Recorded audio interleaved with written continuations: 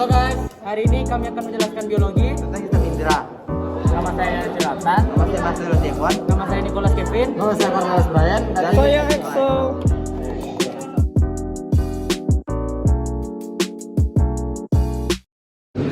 Kenapa tuh? Kamu nanya? Ih, canda, Vin. Oh, kami lagi nonton video pembelajaran biologi tentang sistem indera. Mau join? Boleh tuh, yuk. Yang pertama, A. Bagian dan fungsi mata. Sklera melindungi struktur mata dan membantu mempertahankan bentuk mata. Kornea mentransmisi dan memfokuskan cahaya. Koroid mencegah refleksi internal berkas cahaya dan mengandung banyak pembuluh darah untuk memberikan nutrisi. Iris memberikan warna pada bola mata dan dilengkapi dengan otot kecil yang melebarkan atau mengecilkan pupil untuk mengatur cahaya masuk. Pupil mengontrol jumlah cahaya yang masuk ke mata. Lensa memfokuskan cahaya menuju retina. Vitreous humor mempertahankan bentuk mata dan menahan retina agar tetap pada tempatnya. Aqueous humor memberikan nutrisi berupa glukosa dan asam amino kepada jaringan-jaringan mata. Retina, bagian luar terpigmentasi dan menyimpan vitamin A. Bagian dalam merupakan lapisan jaringan saraf dari sel-sel batang dan sel-sel kerucut.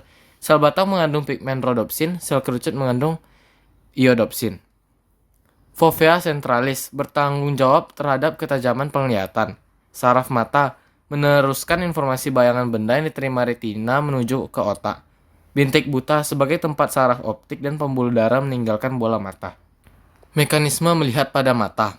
Pertama, sumber cahaya, lalu masuk ke mata melalui kornea, lalu melewati pupil yang lebarnya diatur oleh iris, lalu dibiaskan oleh lensa, lalu terbentuk bayangan di retina yang bersifat nyata, terbalik diperkecil, lalu sel-sel batang dan sel kerucut meneruskan sinyal cahaya melalui saraf optik, lalu otak membalikan lagi bayangan yang terlihat di retina, lalu objek terlihat sesuai dengan aslinya. Adaptasi terang dan gelap. Adaptasi terang dan gelap adalah penyesuaian penglihatan secara otomatis terhadap intensitas cahaya yang memasuki retina saat bergerak dari tempat gelap ke tempat terang, atau sebaliknya. Adaptasi gelap maksimum 20 menit, sedangkan adaptasi terang sekitar 5 menit. Dalam cahaya terang, semua rhodopsin yang ada akan terurai dengan cepat dan hanya tersisa sedikit untuk membentuk potensial aksi dalam sel batang. Oleh karena itu, jika berpindah dari tempat yang intensitas cahayanya tinggi ke tempat yang intensitas cahayanya rendah, diperlukan waktu adaptasi beberapa saat untuk menyintesis ulang dan mengumpulkan cadangan rhodopsin agar dapat melihat kembali dengan jelas pada intensitas cahaya rendah. Gangguan pada mata.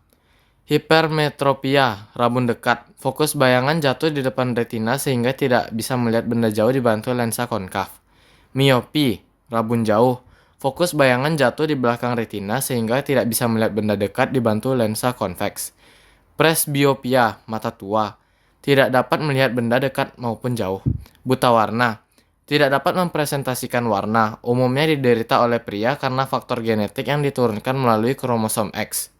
Katarak. Lensa mata buram karena penebalan, biasanya pada orang lansia. Juling, kedua mata memandang pada titik berbeda. Astigmatisma, kelengkungan kornea sehingga cahaya tidak fokus pada satu titik retina, dibantu kacamata silinder. Ada indera pendengar. Struktur anatomi telinga terdiri dari 3, yaitu telinga bagian luar, telinga bagian tengah, dan telinga bagian dalam. Telinga bagian luar meliputi pina dan membran timpanum. Pina berfungsi untuk menangkap gelaran bunyi untuk diteruskan ke kanal auditori eksternal. Yang kedua ada membran timpanum, memiliki tegangan dan ketebalan yang sesuai untuk menggetarkan gelombang bunyi secara mekanis. Untuk telinga bagian tengah terdiri dari tabung eustachius yang berfungsi untuk menyeimbangkan tekanan udara kedua sisi membran timpanum. Yang kedua adalah osikal auditori yang berfungsi untuk mengarahkan getaran dari membran timpanum ke fenestra vestibuli. Dan yang terakhir ada telinga bagian dalam, yaitu labirin osea dan labirin membranosa. Labirin osea terbagi menjadi 3 bagian, yaitu vestibula, canalis semicircularis, dan cochlea. Dan yang kedua adalah labirin membranosa. Terdiri dari 2 kantong, yaitu utriculus dan sacculus yang dihubungkan oleh ductus endolimfa. Sekarang kita akan bahas tentang mekanisme telinga dalam mendengar. Pertama, gelombang bunyi ditangkap oleh daun kartilago telinga, kemudian menjalar ke kanal auditori eksternal.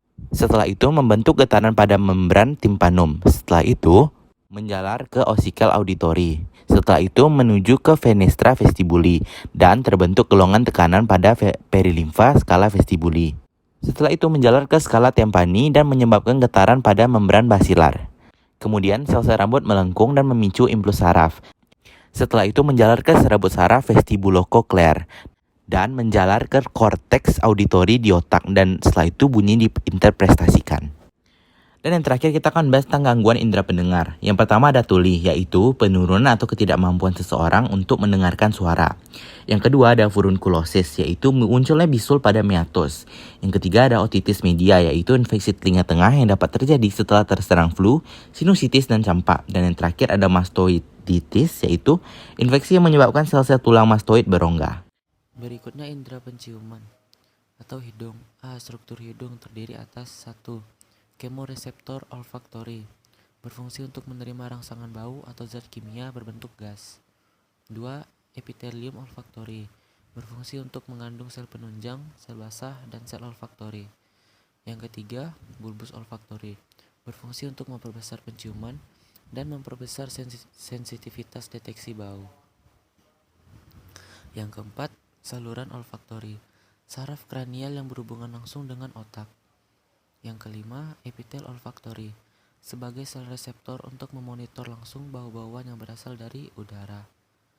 Berikutnya mekanisme penciuman. Secara sederhana, proses penciuman dimulai dari hidung yang akan mencium aroma tertentu, yang kemudian diproses oleh sel saraf pembau atau sel olfaktori. Dari sini, aroma tersebut akan diteruskan menuju otak untuk diidentifikasi, dan kita pun akan langsung mengenali aroma tersebut. Lalu, gangguan pada hidung. Yang pertama, hiposmia, kurang mampu mencium bau. Kedua, anosmia, tidak bisa mencium bau. Ketiga, hiperosmia, lebih peka terhadap bau-bauan. 4. Sinusitis, radang tulang sekitar hidung yang berongga.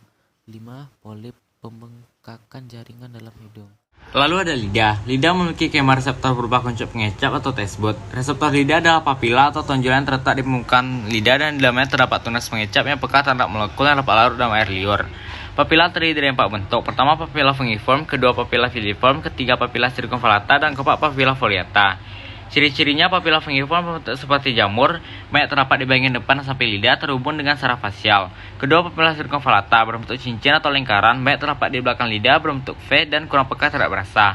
Ketiga, papila filiform berbentuk benang halus panjang, banyak di bagian depan lidah, tidak mengandung tunas pengecap tetapi merasakan tekstur makanan. Terakhir, papila foliata berbentuk lipatan pendek atau palu, banyak di bagian samping dan paling peka terhadap rasa. Selanjutnya, gangguan pada lidah. Pertama, sariawan lidah, disebabkan oleh jamur Candida albicans. Kedua, kanker lidah, disebabkan oleh merokok, konsumsi alkohol, dan obat-obatan berlebih. Ketiga, fisura lidah, retak-retak dan lekukan pada lidah.